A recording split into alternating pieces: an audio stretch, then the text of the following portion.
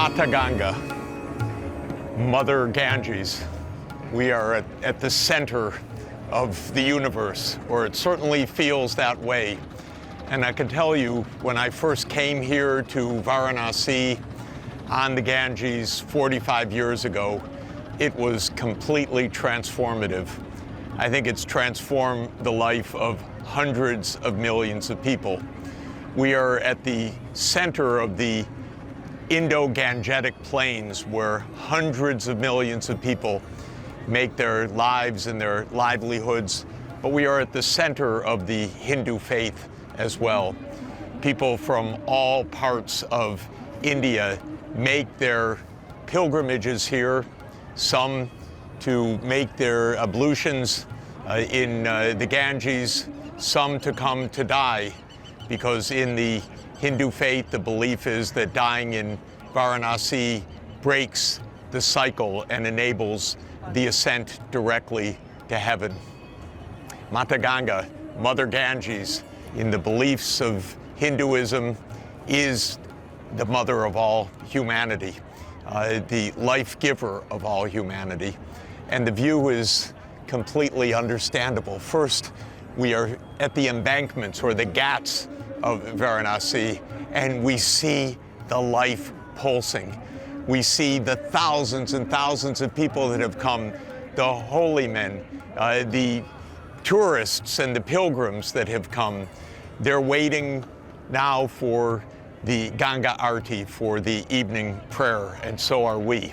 But as we await the evening prayers, the devotion to the Ganges, we can reflect on the meaning of the Ganges for India, and because of India's meaning for the world, the meaning of this place for the entire world. We actually have a record of the Ganges already back in the 3rd century BC from the Greek historian and diplomat and traveler Megasthenes, who came to India and recorded in his history of India, now lost, but still saved in fragments by those who cited him afterwards. The name of this place was already India. It's the same root as Hindu. It comes, in this case, from another great river that, like the Ganges, originates in the Himalayas. So the Indus River, which is now along the borders of Pakistan and India, that great river, and the Ganges River both originate in the northwest of the Indian subcontinent in the Himalayas, and the Indus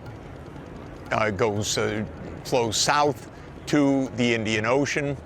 The great Ganges River flows from northwest to southeast.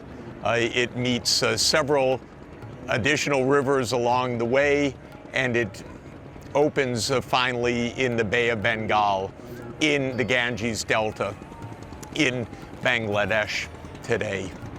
Well, this river system, known as the Indo-Gangetic river system of these two great rivers, supports an astounding amount of life and vitality.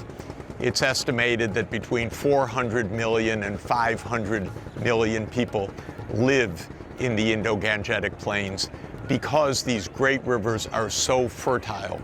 They carry the nutrients down from the mountains, from the Himalayas.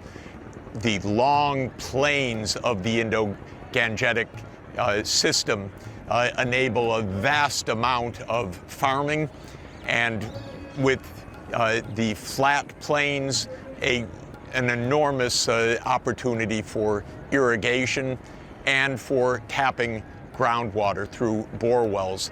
And so hundreds of millions of people survive and are fed and nourished by the Indo-Gangetic river system.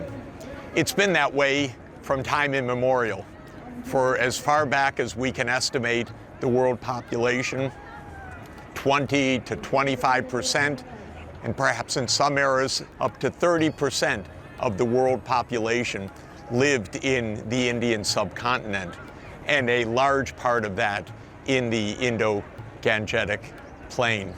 So just as we know the Nile created the Egyptian civilization, and the Yellow Rivers and the Yangtze Rivers created the civilizations of China, it is the Indus River and the Ganges that created the civilizations of the Indian subcontinent. We have solid anthropological and archaeological evidence of ancient settlements in the Indus and along the Ganges for thousands of years. The great formations of the Hindu religion from the great Vedic texts are 1,500 to 2,000 BCE, before the Common Era. In other words, 3,500 to 4,000 years ago today. And in this place, Varanasi, many of the great